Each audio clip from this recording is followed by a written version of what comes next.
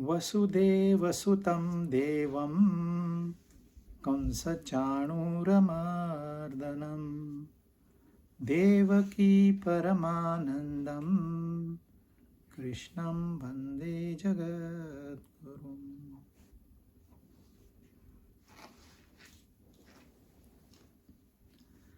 पांचवा अध्याय हमने 14 श्लोक पूरे किए थे और 15वें श्लोक पे हम आके रुके थे।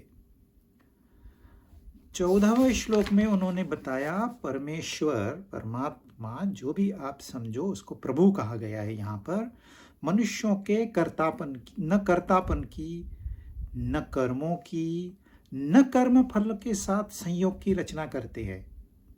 स्वभाव प्रवर्तते, स्वभाव प्रकट हो रहा है, प्रकृति अपना कार्य कर रही है।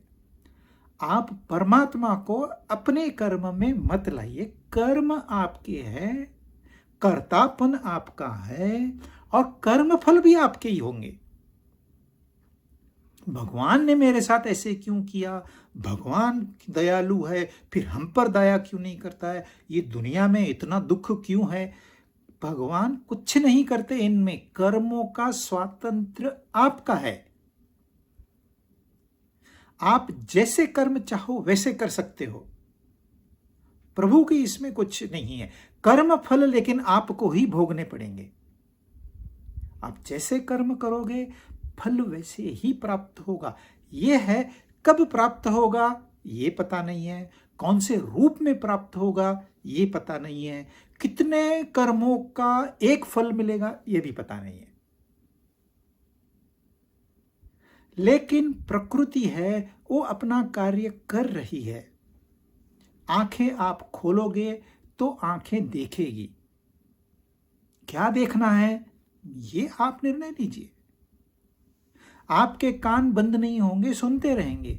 क्या सुनना है ये आप निर्णय कर लीजिए। कोई कहेगा नहीं मैं तो टीवी जाके सीरियल देखूंगा, टीवी सुनूंगा, गाने सुनूंगा, सुनिए। कोई कहेगा नहीं मुझे सत्संग सुनना है, सुनिए। हरेक कर्म के साथ कर्म फल जुड़े हुए हैं। कर्म भी आपके, कर्तापन भी आपका और कर्म फल भी आपके। लेकिन स्वभाव रुकेगा नहीं। आपका जो नेचर है ना वो रुकेगा नहीं, वो चलते रहेगा। अब 15वें श्लोक में कहते हैं नादत्ते कस्यचित् पापम न चैव सुकृतं विभुः ज्ञानेन आवृतं ज्ञानम तेन मुह्यन्ति जन्तवः। सर्वव्यापी परमात्मा जिसको यहां पर विभु कहा गया है, पहले श्लोक में जिसे प्रभु कहा गया था, इस दूसरे श्लोक में उसे ही विभु कहा गया है। अब ये प्रभु कौन है, ये विभु कौन है, हमें पता नहीं है। मैंने अपने आप मेहनत करके यह ज्ञान प्राप्त करना है और जो ज्ञान मुझे होगा वो विभु के बारे में मैं आपको नहीं दे पाऊंगा। मैं दिशा दे सकता हूँ, शास्त्र क्या कह सकते हैं ये कह सकता हूँ, लेकिन हर एक को अपनी मेहनत से, अपने पुरुषार्थ से सच्चाई को उजागर करना है। एवरी इंडिविजुअल, इसमें कोई किसी की मदद नहीं कर सकता। माँ पिता हो बच्चों को मदद नहीं कर सकते। अपनी मेहनत सबको अपने आप करनी होगी। तो वो जो भी कोई है विभु, भगवत गीता का उद्देश्य यह है कि वो सच्चाई हम जाने। वो क्या है वो हम जाने, ये इसका प्रयोजन है। आज हमें पता नहीं, लेकिन हम एश्यूम कर सकते हैं, आज कल्पना कर सकते हैं कि चलो ऐसी कोई महासत्ता है। तो गीता हमको बताती है न वो पाप कर्म को और न शुभ कर्म को ग्रहण करता है।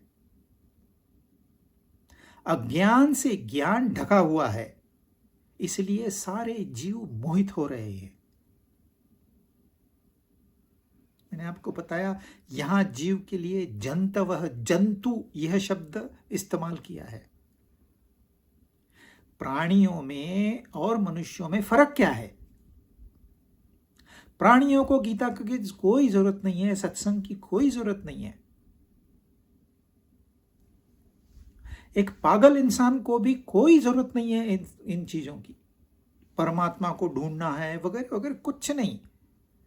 या जो सदा सुखी है उसे भी इस ज्ञान की जरूरत नहीं है। पर यदि आपको गुस्सा आता है, यदि आपको डर लगा रहता है, यदि आपका मन उद्विग्न रहता है, यदि आपकी नींद खराब होती है, तो ही आपको इस ज्ञान का जरूरत है, अन्यथा नहीं। तो प्राणियों को नेचर ने प्रोटेक्शन देके रखा है, इंसान को दिमाग देके रखा है। नहीं तो आहार, निद्रा, भय, मैथुन, ये तो चारों वो प्राणियों में और मनुष्यों में समान है। यदि इंसान नहीं सोचता है तो वो तो प्राणी हो गया, जंतु ही हो गया, कीड़े मकोड़े जैसे ही हो गया, क्या फर्क रह गया। इसलिए जीव को यहां जंतवः कहा है। अब हमको इस श्लोक में जानना है कि ये पाप कर्म क्या होता है, ये पुण्य कर्म क्या होता है, ये ज्ञान क्या होता है, ये अज्ञान क्या होता है, ये मोहित होना क्या होता है, और ये विभु कौन है। विभु की हम व्याख्या नहीं कर सकते। जो व्याख्या के परे है, जो इस संसार से ही परे है, इस संसार की कोई चीज जिसके जहां तक पहुंच नहीं पाती है, उसके माध्यम से उसका ज्ञान नहीं हो सकता है। तो ये तो लंबा है, जितने महीने जितने साल गीता चलेगी उतना आपको यही ध्यान देना है कि है क्या सच्चाई। ये अल्टीमेट गोल हो गया। लेकिन जब हम श्लोक को अभ्यास करते हैं, उसमें इन्होंने इतनी सारी बातें कही है। एक श्लोक 4 और 4 8 और 8 16 शब्द है। 16 शब्दों में उसने कितना पाप क्या है, पुण्य क्या है, ये हमें ज्ञान नहीं है तो श्लोक समझ में नहीं आएगा।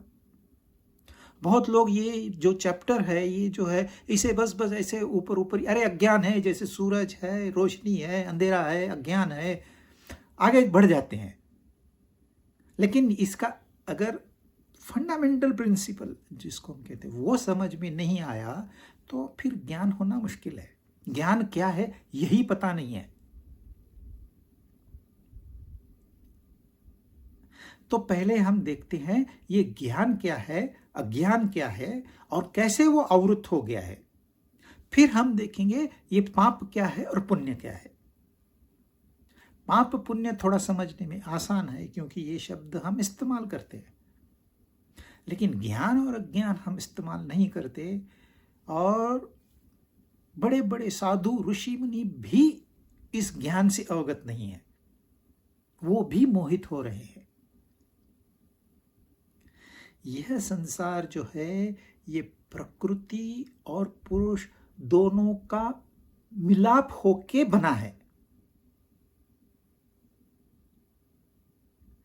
जैसे बिजली है और बल्ब है, जब बिजली बल्ब से मिलती है तो वो प्रकाश में परिवर्तित हो जाती है। आपको प्रकाश दिखाई देता है, आप कहते हैं ये बल्ब मुझे प्रकाश दे रहा है, या बिजली की वजह से मुझे प्रकाश मिल रहा है। लेकिन प्रकाश क्या है, वो दोनों की शादी हो गई और उससे जो पैदा हुआ वो ये प्रकाश है। वैसे ही ये जड़ प्रकृति है। प्रकृति में क्या है, पत्थर है, मिट्टी है, फिर पेड़ पौधे है, फिर प्राणी है, इंसान है, साधु संत है, महात्मा है, देवताएं हैं, आत्मा है, परमात्मा है, काल्पनिक आत्मा, काल्पनिक परमात्मा, ये भी प्रकृति में आते हैं। और सच्चा परमात्मा, सच्ची सत्ता जो है वो पुरुष है। ये शरीर अभी बात तो कर रहा है, देख रहा है, सुन रहा है, लेकिन इसको सप्लाई कहां से मिलता है? आपका मोबाइल है, आपको चार्ज करना होता है, तो आपको सप्लाई चाहिए। टीवी, फैन, ये सारी चीजें नहीं चलेगी जब तक उसको सप्लाई नहीं है। लेकिन इंसान को सप्लाई कहां से मिलता है? किसकी ताकत पे वो चल सकता है, बैठ सकता है, उठ सकता है?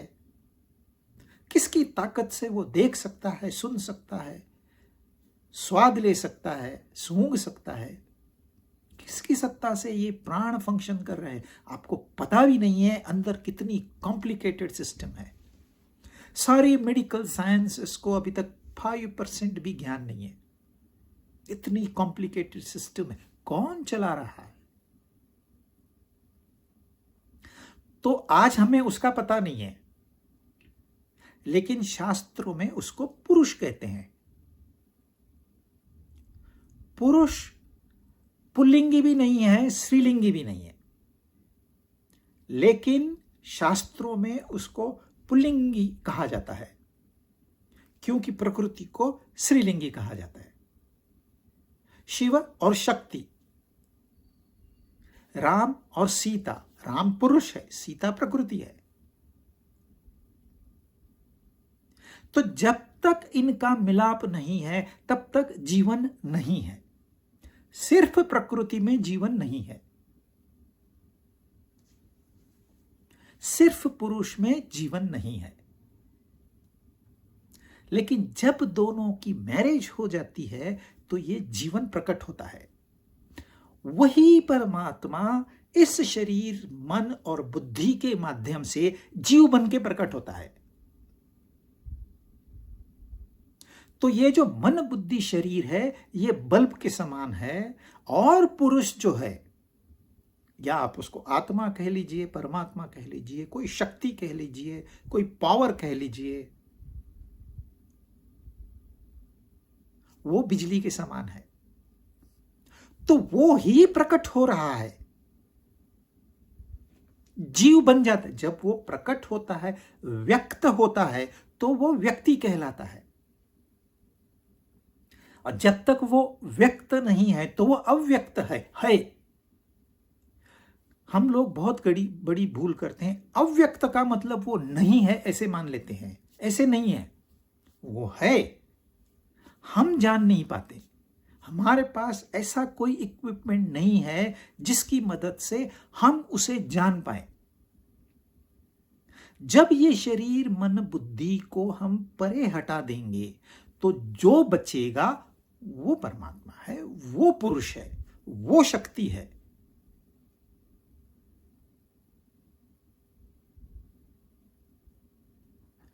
अब हम प्रकृति भी है और पुरुष भी है, इसका कॉम्बिनेशन हम है।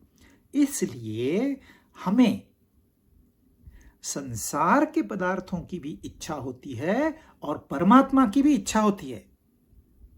पुरुष तत्व जो है उसको परमात्मा की इच्छा होती है। परमात्मा की इच्छा मतलब क्या? कि मुझे आनंद चाहिए, मुझे ऐसा सुख चाहिए जिसमें कभी कमतरता नहीं आए, मुझे मन की शांति चाहिए, उस अनंत में मैं एक हो जाऊं। ये हो गई परमात्मा की इच्छा, परमात्मा को पाने की इच्छा। और जो मेरे इंद्रिय है और ये मन बुद्धि है, ये संसार में दौड़ते हैं क्योंकि ये प्रकृति से बने हैं। तो इनकी जो प्रकृति है, आंखों को रंग रूप चाहिए,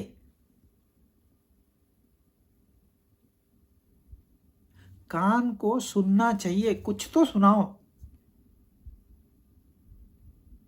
त्वचा को स्पर्श चाहिए, जिह्वा को स्वाद चाहिए, वो उसी क्षेत्र में जाएगी। जिह्वा देखेगी, अरे ये बहुत अच्छा लग रहा है मुझे दिखने में, तो आंखों ने बताया मुझे टेस्टी रहेगा, चलो टेस्ट लेते हैं। और न आंखें थकेगी, न कान थकेगा, न जिह्वा आपकी थकेगी, आपकी उम्र 100 साल भी हो गई तो भी देखूं देखूं देखूं।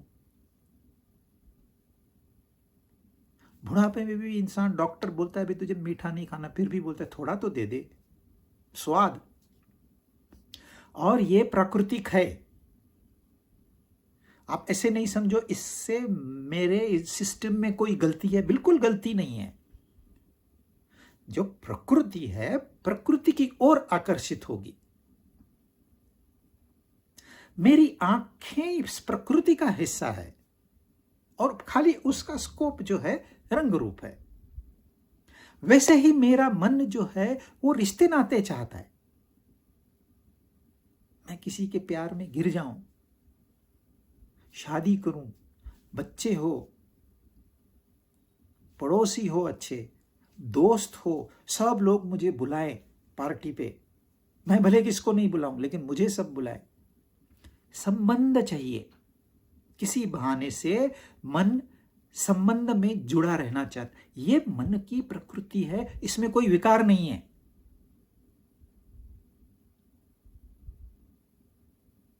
लेकिन जो हमारी आत्मा है उसे परमानेंट आनंद चाहिए, उसे परमानेंट शांति चाहिए।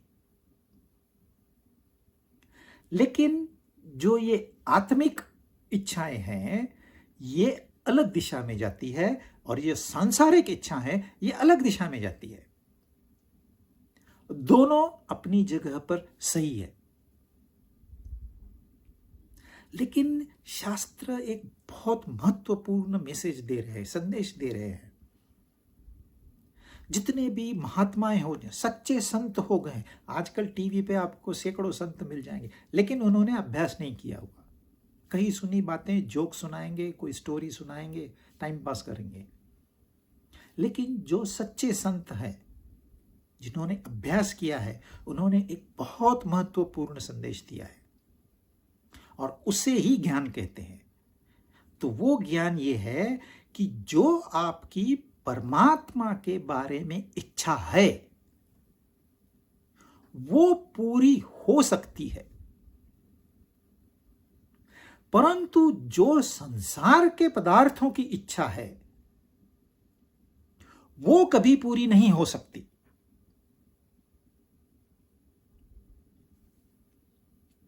वापस मैं बता दूं, पुरुष और प्रकृति का मिलाप होके ये व्यक्त जो हुआ है वो व्यक्ति है, जीव है, और इसके जो अनुभव है उस अनुभव की धारा को कहते हैं जीवन।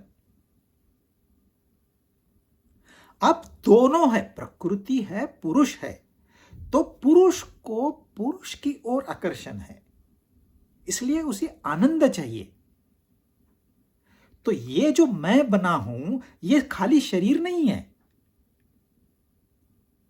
आप बोलोगे चलो प्राण भी है, अंदर कुछ तो है इसलिए हम प्राण भी, खाली प्राण नहीं है, खाली मन नहीं है, खाली बुद्धि नहीं है, इन सबको चलाने वाली एक शक्ति भी है। तो उसका आकर्षण अपने जहां से वो आई है वहां है। आत्मा परमात्मा से मिलना चाहती है, जैसे आंखें रंग रूप से मिलना चाहते हैं। लेकिन जो परमात्मा की इच्छा है वो पूरी हो सकती है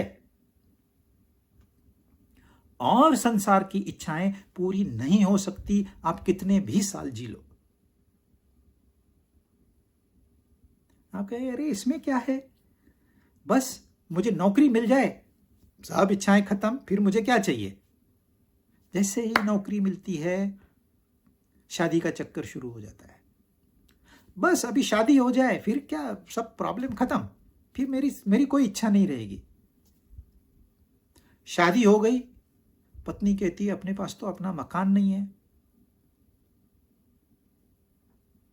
एक इच्छा पूरी हो गई, दूसरी तैयार है, दूसरी पूरी हो गई, तीसरी तैयार है। चलो मेहनत की, पैसे जमा किए, थोड़ा लोन लिया, कर्जा लिया, मकान ले लिया, फिर बच्चों का चक्कर शुरू,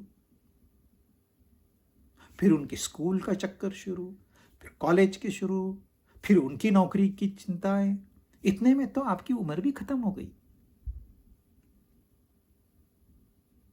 एक अटैक आ गया, नहीं बस अभी मैं अभी बहुत एक्सरसाइज करूँगा, अच्छा खाना खाऊंगा, सेहत मैं बनाऊंगा, वो मेरी बहुत इच्छा है, मैं सेहत बना। कब? 70 और 80 साल में आप सेहत बनाओगे तो आपको तब पता चलता है कि अब मैं किसी काम का नहीं रहा। फिर आप प्रार्थना करते हो, प्रभु मैंने तो वक्त गंवा दिया, चल अभी तू उठा ले। प्रभु तो बैठे हैं, जैसी आपकी इच्छा, तथास्तु। फिर वही चक्कर। ययाति 1000 साल जिया, मौत आती थी, मौत को बोलता था मेरे बेटे को लेके जा, और बेटे भी उसके इतने अच्छे थे, जाने को तैयार हुए। 1000 साल जिया, 100 तो शादियां की उसने। इच्छाएं। और आखिरी में मौत को बोला, भाई अब मैं थक चुका हूं, मुझे लेके चल। क्यों? मौत पूछती है, अरे तुझे? बोलता है मैंने जान लिया मेरी इच्छाएं कभी पूरी नहीं होगी।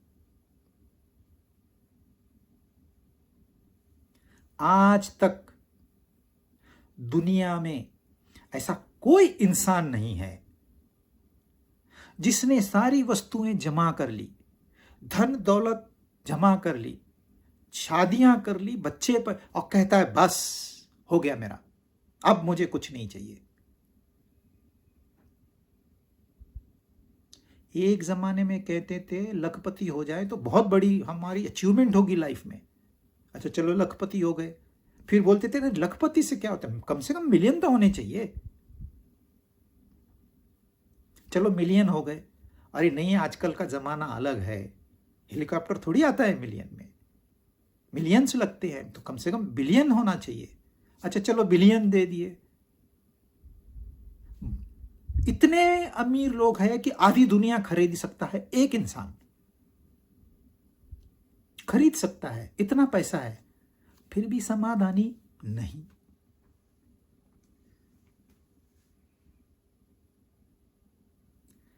आपको परमात्मा को पाना आसान है,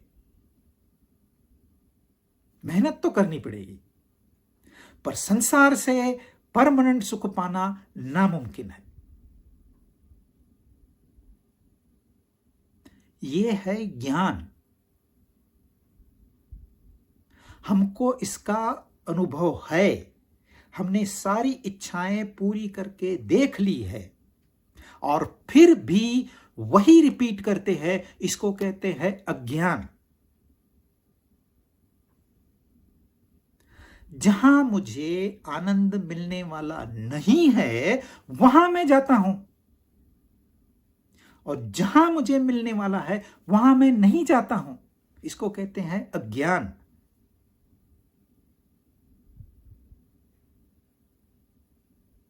कितनी ठोकरें खाता है इंसान, कितने संबंध बनाए उसने, सारे टूट गए। क्या सीखा तूने? अभी नए संबंध बनाऊंगा।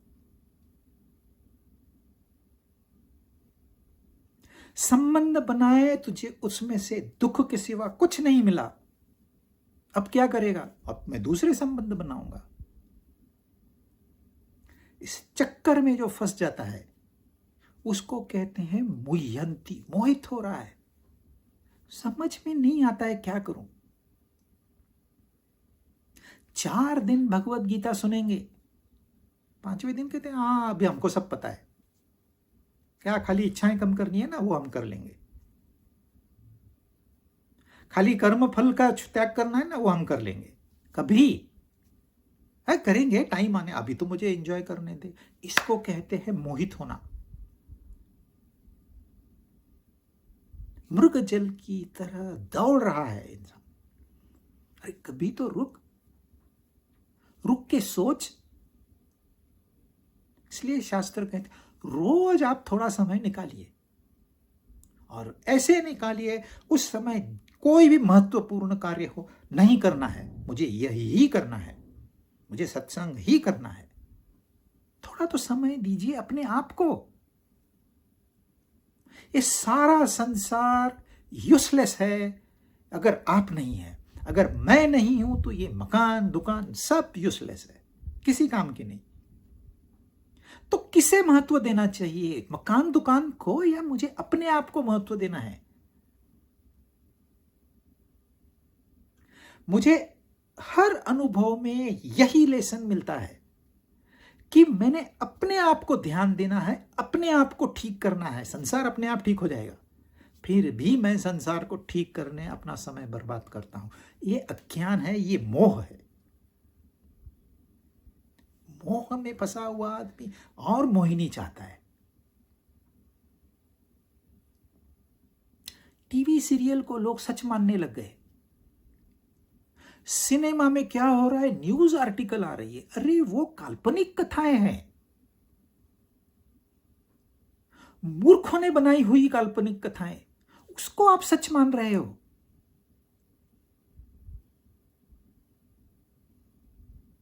किसे आप फॉलो कर रहे हो? जो खाई में गिरने जा रहा है आप उसके पीछे दौड़े चले जा रहे हो। तो ये है अज्ञान। अज्ञान भी ज्ञान ही लगता है, इसलिए तो मोह कहते हैं इसको। अगर वो अज्ञान अज्ञान लगे तो इंसान सुधर जाए। लेकिन मजे की बात यह है कि ये अज्ञान ही अज्ञान लगता है।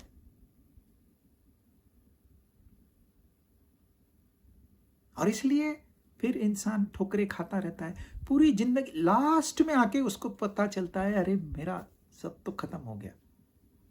भले मैंने 10 मकान बनाए, मैं एक कमरा नहीं मिल रहा है मुझे अपने लिए। भले मेरी 4 बीवियां थी, आज एक भी नहीं है मेरी सेवा करने के लिए। आखिरी में पता चलता, तब पता चल के क्या जिंदगी तो खत्म हो गई। जीने के पहले सीखना है कैसे जीना है,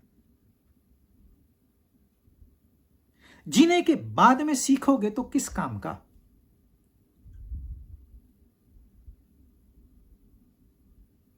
आजकल तो सत्संग में कोई जाता नहीं है, इसलिए सारे सत्संग एंटरटेनमेंट सेंटर हो गए। अच्छा सा सजाएंगे, अच्छा सा खाना रखेंगे, अच्छे अच्छे कपड़े पहन के आएंगे, एक खादी छोटी मोटी कथा इधर से उधर सुनाएंगे, बोलेंगे सत्संग सुना हमने। मोहित।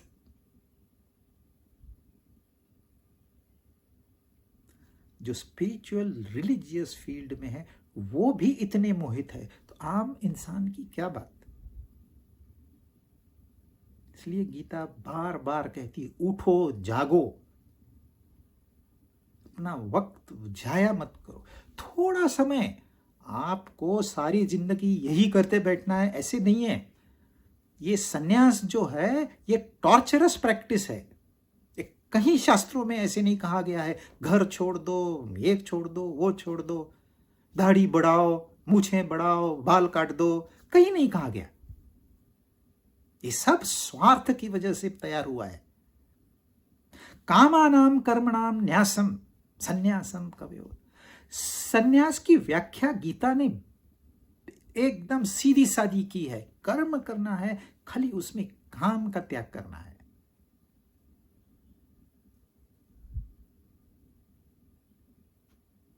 कोई लोग अपनी जुबान में ऐसे सुइयां डाल के रखते हैं, कोई गाल में सुइयां डाल के रखते हैं, कोई एक पैर से खड़ा रहता है, कोई सोता ही नहीं है, कोई लेट के मंदिर जा रहा है। कहीं शास्त्र की सम्मति नहीं है।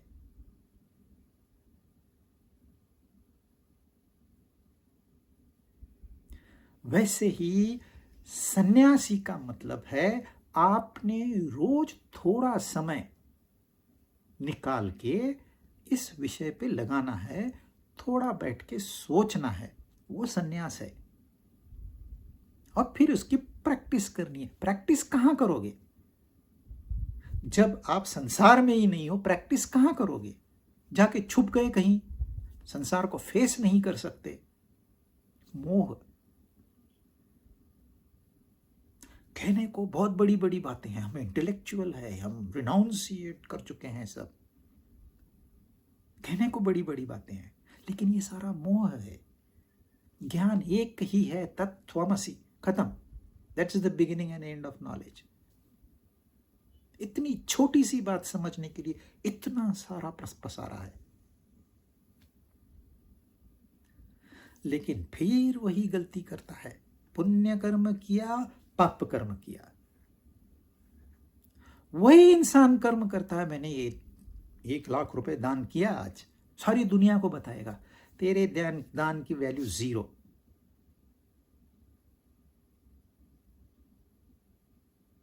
दान अगर दाहिने हाथ से किया है तो बाएं हाथ को पता नहीं चलना चाहिए, तो ही आपको दान का फल मिलेगा।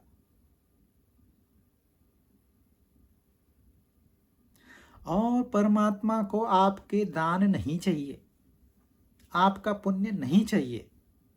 आप कितने स्कूल चला रहे हैं, कितने हॉस्पिटल चला रहे हैं, इसका वो हिसाब नहीं रखता।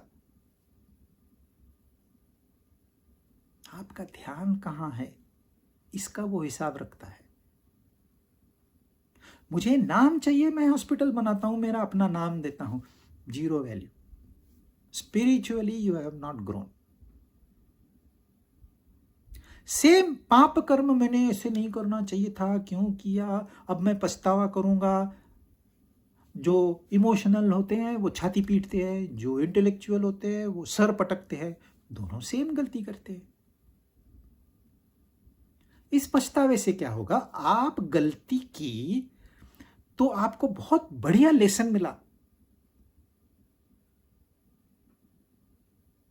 अब आप उससे कुछ सीखो और आगे बढ़ो। तो प्रभु विभु जो है, न आपके पुण्य कर्म चाहते हैं, न आपके पाप कर्म में वो भागी है। मैंने गलती की, मुझे परमात्मा ने सजा दी। परमात्मा किसी को सजा नहीं देता। परमात्मा ने अग्नि बनाई, आप उसमें उंगली डालोगे तो परमात्मा कैसे आपको उंगली जलाएगा? ये तो नियम है। ग्रेविटेशनल फोर्स बनाना जरूरी है, क्योंकि इतने सारे ग्रह तारे, आपको पता है एक गैलेक्सी है जिसमें 1 ट्रिलियन सूरज है। अब इनको सबको अपनी पोजीशन में रखने के लिए ग्रेविटी तो बनानी पड़ेगी। उसने ग्रेविटी बना दी। अब आपको नियम पता है नहीं पता है, वो दैट इज योर प्रॉब्लम। आपने ऊपर मंजिल से कूदा और बोले मेरी हड्डियां टूट गई, भगवान ऐसे कैसे करता है? अरे गलती से नहीं होता है क्या? भगवान ने आपकी हड्डियां नहीं तोड़ी है। हमें क्या करना है, हमें भी वही रोल प्ले करना है। इन पाप पुण्य से अलग हो जाओ।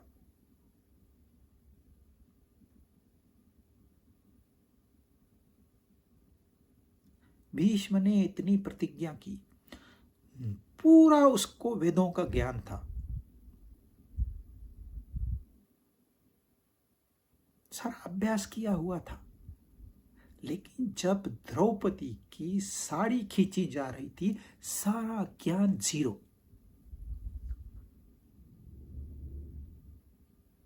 कुछ नहीं किया उन्होंने। वो मोह में फंसे हुए थे। मैंने प्रतिज्ञा की है, मैं प्रतिज्ञा नहीं तोड़ूंगा।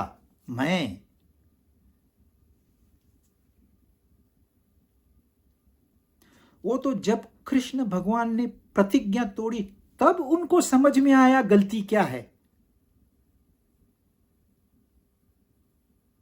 कहां गलती हुई मुझसे, ये तब उनको समझ में आया। तब तक वो तो यही समझते थे मैं सही हूं। हर इंसान यही समझता है, पुण्य कर्म करता हूं मैं सही हूं। अरे पाप करना पड़ता है, ये कलयुग है, मैं सही हूं, ये मोह है। लेकिन इन दोनों से आप परे हटके देखिए। जस्ट एक दिन अपने आप को विड्रॉ करके देखिए, आप भी विभू की जगह ले लोगे। जब आपका मन डगमगाता है, जब वो उद्विग्न होता है, आपको पछतावा होता है, अनजाने में आपने कर्म किया है लेकिन मन नहीं मान रहा, आपका कॉन्शियंस आपको प्रिक कर रहा है, इसका मतलब आपने पाप कर्म किया है। जाओ उसको करेक्ट करो, कर सकते हो, नहीं तो हाथ जोड़ के माफी मांगो। किससे माफी मांगू? उससे माफी मांगू जिसको इफेक्ट हुआ है। अच्छा वो नहीं है अभी, आप परमात्मा से माफी मांगो। मैं परमात्मा में विश्वास नहीं रखता, काल्पनिक परमात्मा से माफी मांगो।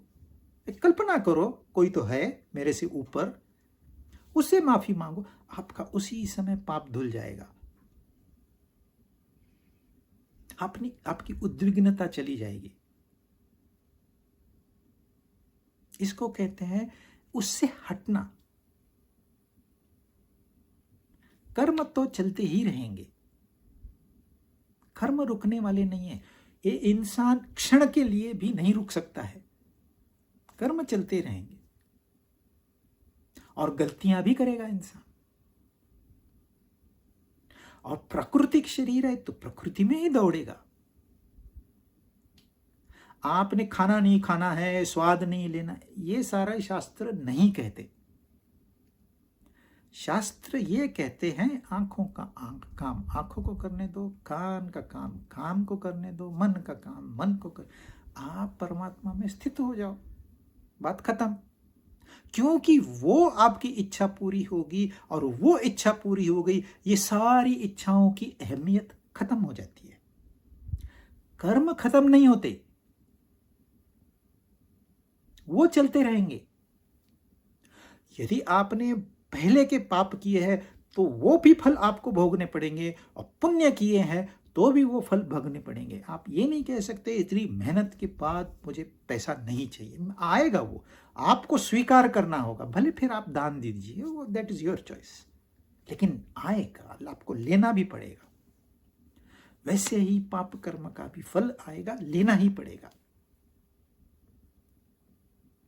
लेकिन कर्म करते वक्त ध्यान यदि वहां है, परमात्मा है, तो आपको पाप और पुण्य लागू नहीं है। विभू तो परमानेंट है ना वहां, इसलिए वो तो किसी के पाप कर्म नहीं लेता, किसी के पुण्य कर्म नहीं लेता है, वो इनसे सबसे अलग है। तो बस उसको कॉपी करना है और कुछ नहीं करना। एक ध्यान वहां रहे, बाकी सब चलता रहे। आप छूट गए, वहां से ध्यान हटा, आपका मन गड़बड़ाएगा। जब मन गड़बड़ाया कोई बात नहीं, डरने की बात नहीं, चलो मेरा ध्यान हट गया था, वापस वहां ध्यान लगा दो। ध्यान लगाना मतलब आंख बंद करके पलथी मार के घंटा 2 घंटा 3 घंटा बैठना है, ऐसे नहीं है। कितने घंटे बैठ पाओगे? 24 घंटे?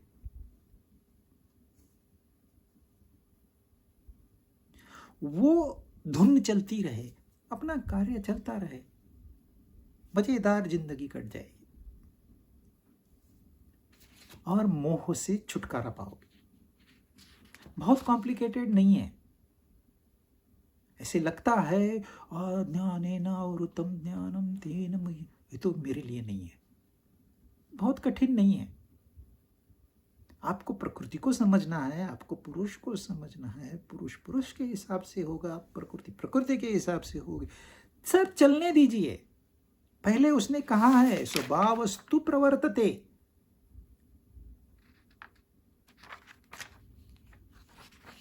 16वां श्लोक।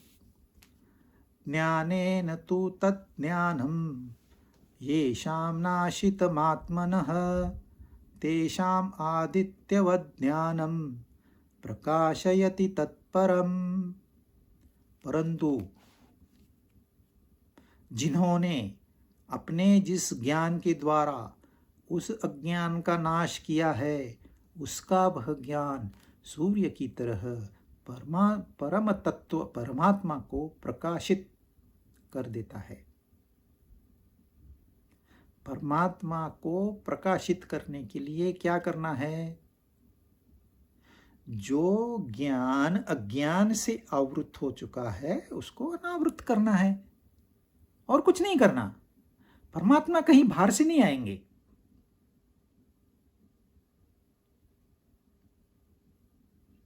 जो हम मोह में फंस गए हैं, उस मोह को दूर करने के लिए हमको ध्यान अपना वहां लगाना होगा। मन में वो ही विचार है तो आपको संसार के विचार तंग कर ही नहीं सकते, क्योंकि मन एट ए टाइम दो दो विचार नहीं, परमात्मा का भी विचार और दोनों विचार एक साथ नहीं आएंगे। ये जाएगा तो वो आएगा, और ये आएगा तो ये जाएगा, संसार जाएगा। आप कुछ मेहनत नहीं करोगे तो संसार के विचार आएंगे, मेहनत करोगे तो फिर परमात्मा के विचार आए। जब परमात्मा आपके अंदर में है, साक्षी है, सब देख रहा है, तो आप गलती कर ही नहीं सकते। अब क्या हो रहा है, हम अंधेरे में बैठे हैं, हमको कुछ चाहिए, वो वहां मौजूद है, लेकिन हम उसे ढूंढ नहीं पा रहे।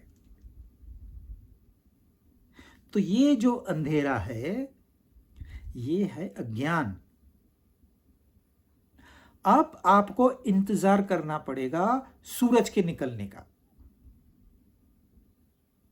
सूरज निकल गया, आपका इंतजार खत्म, बस जाइए, अपनी जो चीज चाहिए उठाइए, काम पे लग जाइए। रात भर अंधेरे में आपको वो चीज नहीं मिली मतलब वो चीज वहां नहीं थी, ऐसे नहीं है। सूरज निकलने के बाद आपको चीज दिखाई दी मतलब सूरज ने वो चीज नहीं बनाई, आप अज्ञानवश मोहित थे। जब सूरज निकल के आया, आपका अज्ञान समाप्त हो गया, अंधेरा समाप्त हो गया।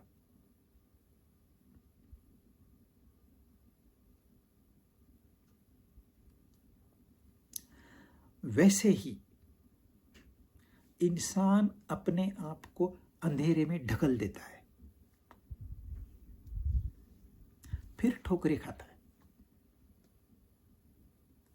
यदि कोई इंसान ठोकरें खा रहा है तो इसका मतलब वो अज्ञान में है, अंधकार में है। करना क्या है, ज्ञान की रोशनी।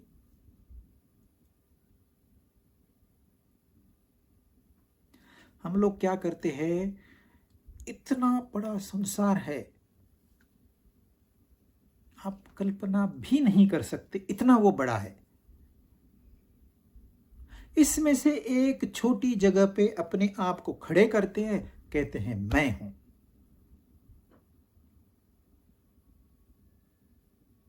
पहले ये मैं कहां था, पहले भी मैं था, लेकिन ये कहने की जरूरत नहीं थी कि मैं हूं। वो अव्यक्त रूप में था, अब वो व्यक्त रूप में आ गया। इस व्यक्त रूप को हम मैं समझते हैं। दरअसल जब हम अव्यक्त थे तब भी मैं थे। अच्छा, फिर ये जगह जो है ना, ये मेरी है।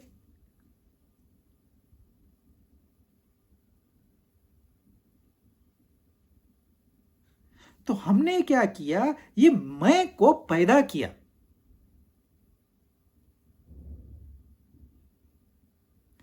ये शरीर आपने देखा, ये मैं हूं। ये किसी ने कहा नहीं नहीं शरीर तू नहीं है। अच्छा, तो इसके अंदर जो मन है वो मैं हूं, क्योंकि मन तो चलाता है शरीर को। अरे मन भी तू नहीं है। अच्छा, तो मन को चलाने वाली बुद्धि तो मैं हूं ही हूं। इसके आगे इंसान नहीं बढ़ पाता। तो ये सच्चा मैं नहीं है, लेकिन व्यवहारिक मैं है। आपको दुनिया में ट्रांजैक्ट करना है तो आपको ये नहीं कह सकते आपके मेरे शरीर ने ऐसे ऐसे किया, मेरा शरीर वहां गया, ऐसे नहीं कह सकते। तो व्यवहारिक भाषा में हम शरीर को ही मैं मानते हैं, मन को भी मैं मानते हैं, बुद्धि को भी मैं मानते हैं, और इनकी जो भी है इनके पास उसको हम मेरा मानते हैं। मेरी आइडिया, मेरी कल्पना से ये हुआ, मेरे विचार से ये हुआ।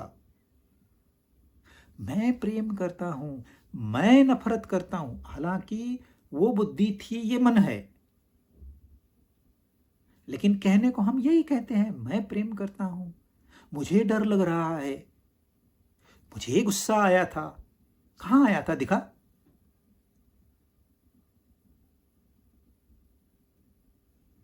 मैं देखता हूं, मैं सुनता हूं। आंख देख रही है, मन आंख के माध्यम से देख रहा है, मन कान के माध्यम से सुन रहा है, लेकिन हम कहते हैं मैं सुन रहा हूं, मैं कह रहा हूं। तो हमने क्या किया है, इस मैं को पैदा किया है। हालांकि हम आए यहां, इस शरीर को धारण भी किया, मन बुद्धि को धारण भी किया, लेकिन हम आए एज अ विजिटर। जैसे आप घूमने चले जाते हो दूसरे देश में, तो आप उस देश के नागरिक नहीं हो, आप नागरिक इसी देश के हो। आप वहां घूमने गए हो, आपका जिस दिन वीजा खत्म है आपको वापस आना है। और अगर आपको ये याद है कि नहीं मुझे समय पे वापस जाना है, तो आपको कोई तकलीफ नहीं है। लेकिन आप भूल गए तो समस्या खड़ी हो जाती है। वैसे ही हम यहां इस संसार में ये शरीर मन बुद्धि लेकर आए, एक से अनेक बनने की कोशिश की, लेकिन हम भूल गए कि हमारा रिटर्न टिकट फिक्स्ड है।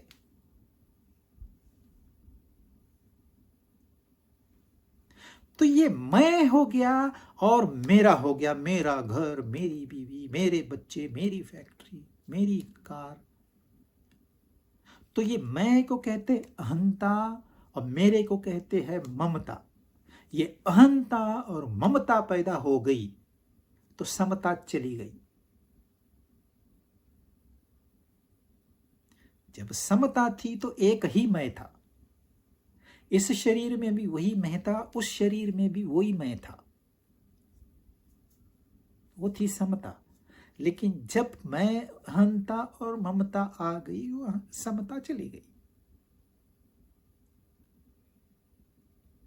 हमको पता ही नहीं है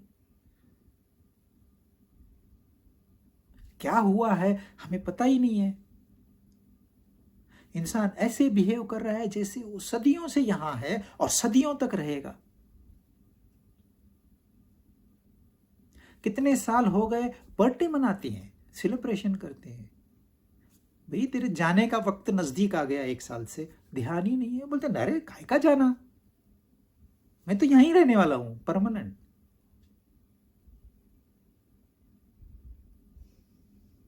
तो ये मैं और मेरा जो तैयार हो गया है, खाली इसको हमने तैयार किया है, मिटाना भी हम ही को ही पड़ेगा,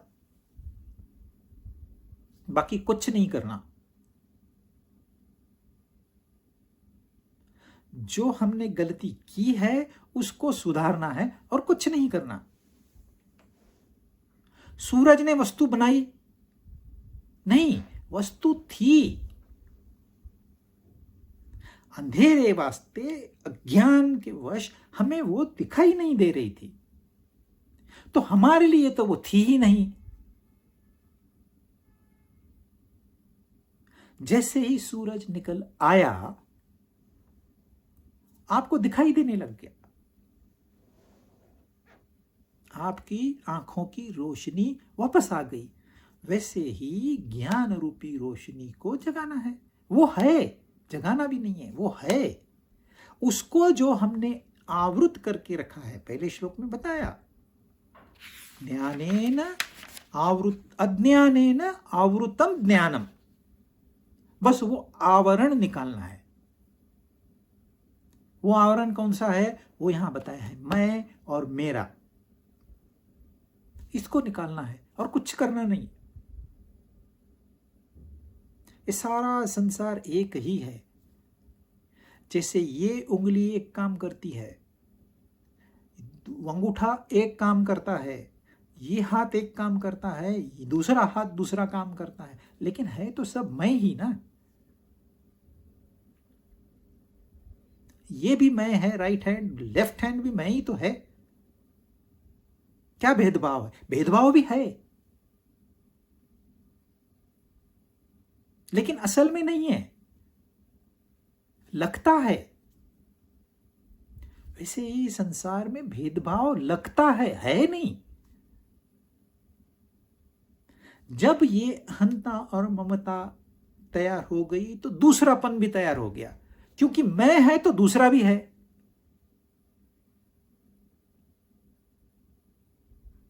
जब दूसरा है तो स्वार्थ भी है, जब स्वार्थ है तो दुख भी है।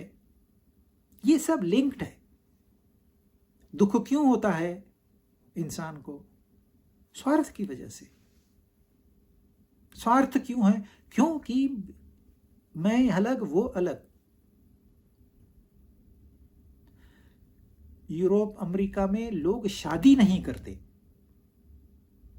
लेकिन लिव इन रिलेशनशिप में रहते हैं, मतलब शादी जैसे ही रहते हैं वो।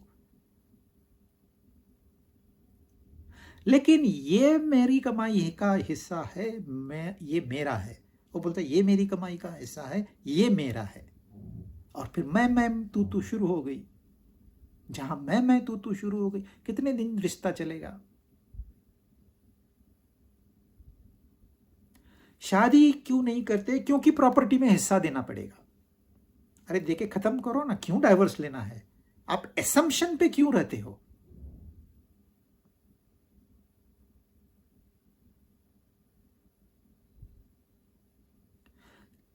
वही इंडिया में, अभी इंडिया में भी वो रोग आ रहा है, लेकिन पहले जमाने में शादी की तो परमानेंट है मानते थे। अरे एक दूसरी शादी का सवाल ही नहीं उठता यहां पर। तो न मैं था न मेरा था उसमें। फिर क्या था? फिर कुटुंब था। हमारी एक फैमिली है। जब एक ही है, दूसरा नहीं है, तो न स्वार्थ है न दुख है। जो पहले एक था उसको हमने दो कर दिए, मैं अलग तू अलग। मैरिज नहीं करेंगे लेकिन बच्चे पैदा करेंगे। फिर छोटी मोटी बात पे शादी तो हुई नहीं है, छोड़ के चले जाओ। एक था, दुख नहीं था। दो हो गए, दुख आ गया।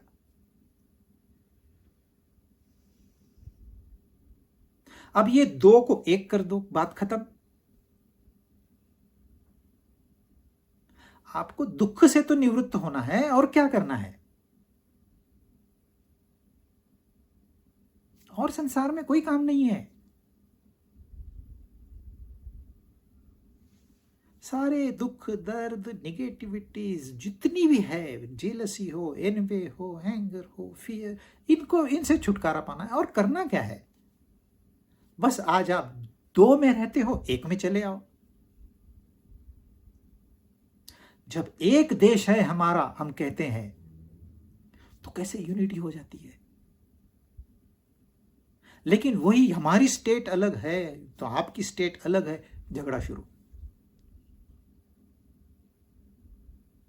कॉमन सेंस है, बहुत कोई कॉम्प्लिकेटेड नहीं है इसमें।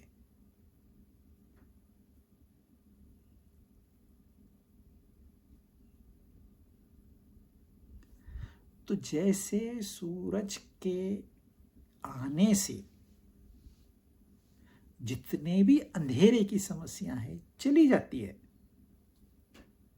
वैसे ही ज्ञान का सूरज जब प्रकाशित होता है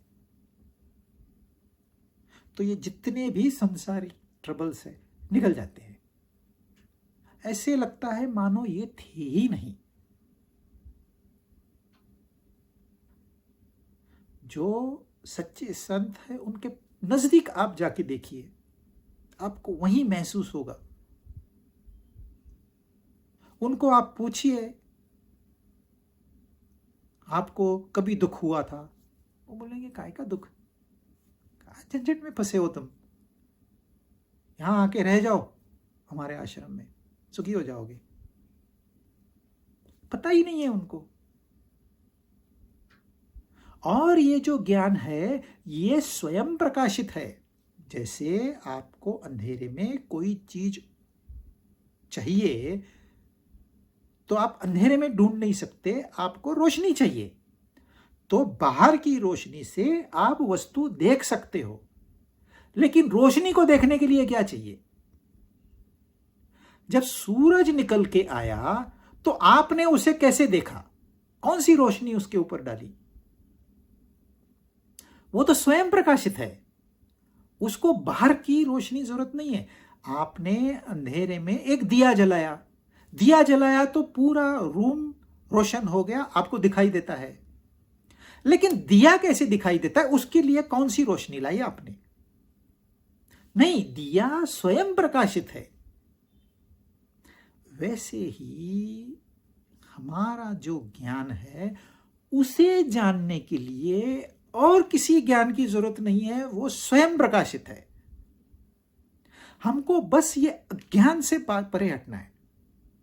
ये मैं और मेरा जो हमने बनाया है इसको छोड़ना है, मैंपन को और मेरेपन को छोड़ना है, घरदार नहीं छोड़ना, पजेशंस नहीं छोड़ने, पजेसिवनेस छोड़ना है।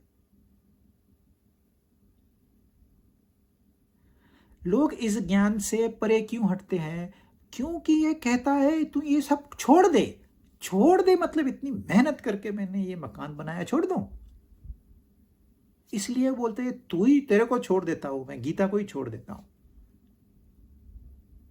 आपने क्या बनाया है? ये मैं और मेरा पन बनाया है, बाकी सब तो वैसे का वैसे ही है। जो आपने ये नकली बनाया है, इस नकली को मिटा दो। मैं भी गया, मेरा पन भी गया, तो क्या बचा? सब कुछ वैसे के वैसे ही है।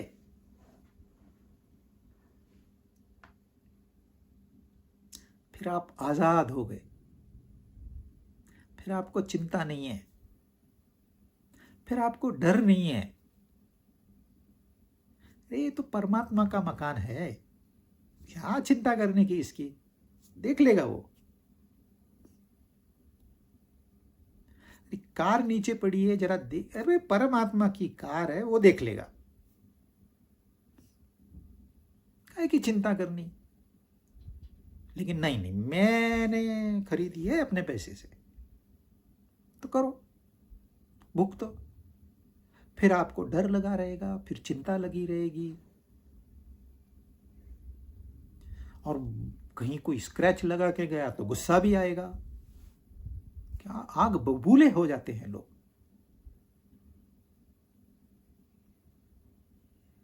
तो करना क्या है? इस अज्ञान जो हमने तैयार किया हुआ है इसको निकाल देना है। जिन्होंने अपने ज्ञान के द्वारा अज्ञान का नाश कर दिया है, उनका वह ज्ञान सूर्य की तरह, ज्ञान सूर्य की तरह, मतलब दोनों में सिमिलैरिटी ये है कि आपको रोशन करते हैं। और कैसे रोशन करते हैं? वो खुद रोशन है।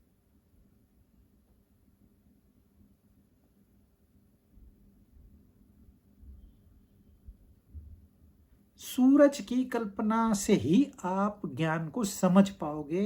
अज्ञानी को ज्ञान कहां से समझ आएगा? जिसने कभी रोशनी नहीं देखी है, अंधेरे में ही पैदा हुआ, उसे रोशनी कहां से पता हो, कैसे पता होगी? तो आपको कोई ना कोई कल्पना तो देनी पड़ेगी। तो इसलिए वो कहते हैं सूर्य की तरह है वो ज्ञान, स्वयं प्रकाशित। ज्ञान के लिए आपको कुछ नहीं करना, वो आपके अंदर मौजूद है। वो मौजूद नहीं होता तो आपको परमात्मा की इच्छा होती ही नहीं। आपको दुख दर्द से दूर भागने की इच्छा होती ही नहीं। इंसान को दोनों चाहिए, संसार भी चाहिए और संसार से छुटकारा भी चाहिए, और ये मुमकिन है। यही इस श्लोक का संदेश है। बाकी नेक्स्ट टाइम।